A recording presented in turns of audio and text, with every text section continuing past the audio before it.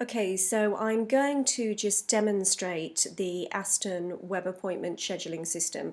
This is a system which enables individual students to log on to the internet and book appointments with individual academics, either for academic meetings, personal tutee meetings, or indeed, as is frequently the case in law, perhaps where we're running assessments which involve individual presentations or advocacy exercises. Students are able to log on to the internet and just book an appointment that sort of suits them in terms of day and time.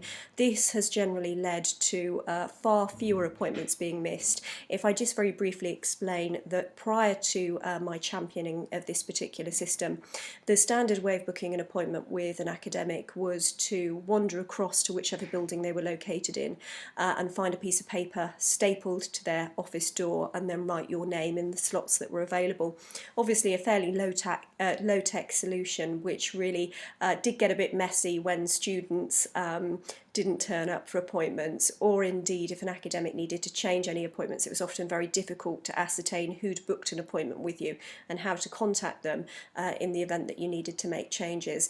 This particular piece of software I initially championed within Aston Law in the business school, and then once we'd piloted it very successfully within our own group and found that it led to much better engagement, one-to-one engagement with academic staff, I then championed it within the business school. Actually now at Aston University, this is pretty much the main method that academics are using to manage their appointments with students.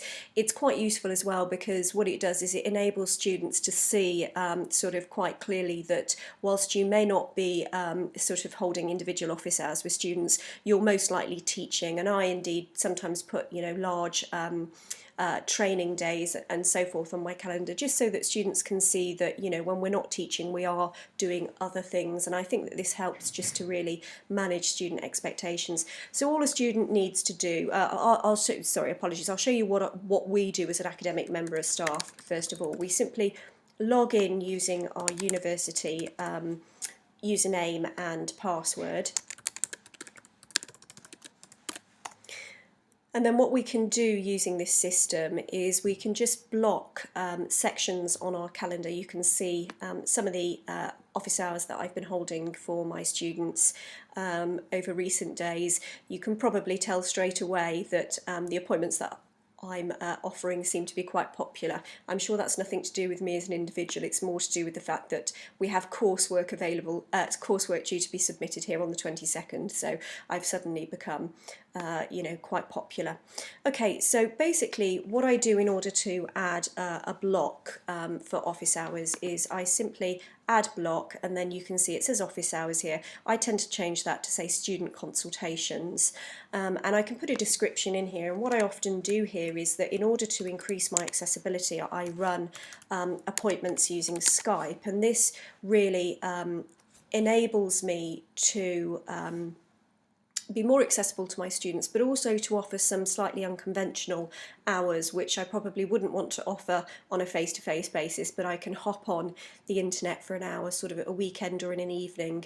And I think this is actually really, really important in the context of our current students' sort of demographics in terms of whether they're working, whether they have other family commitments. I think we have to appreciate that students financially need to work on a part-time basis, and this means that sometimes the obvious slots in the academic sort of calendar aren't always best suited to our student population. So what I can often do here is just put in some supplemental information here, let them know whether it's an online appointment or whether they need to come to my office. So if it's a Skype appointment, I'll just put online in there, and then obviously I can select which date I want to add a block. So let's imagine that I want to offer one on Friday. I'll delete this shortly afterwards, otherwise I'm sure we'll get people taking me up on this offer. 9 till 10. The coursework is usually due in at 12 noon, so this would really be for last minute panics. I can schedule using this system a cut-off time for when students can start booking appointments, but also when they have to have booked by and how long they've got to cancel. What's really good about this particular system is that it enables students to have a little bit of a think about why they want to see the academic, but it also enables just greater accessibility, I think. So what we would do is we just save that, and it'll add a new block to my calendar, which you can see here at the bottom. The other thing that's great about this system is that it actually sends a student a confirmation email, and it sends me a confirmation email, which means that I've immediately got a record of who's seeing me and at what time. And if we book in today, you'll see that I've had 4 appointments today already. They were online appointments.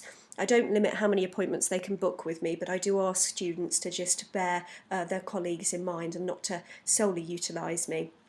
And then what happens is the student obviously enters their details, and they also have to enter a little bit of information about why they want to perhaps see me, and that can be just to give me a heads up in terms of whether I need to have a look at some coursework to give them some additional feedback, or perhaps whether they just want to talk about impending coursework or placements and so forth.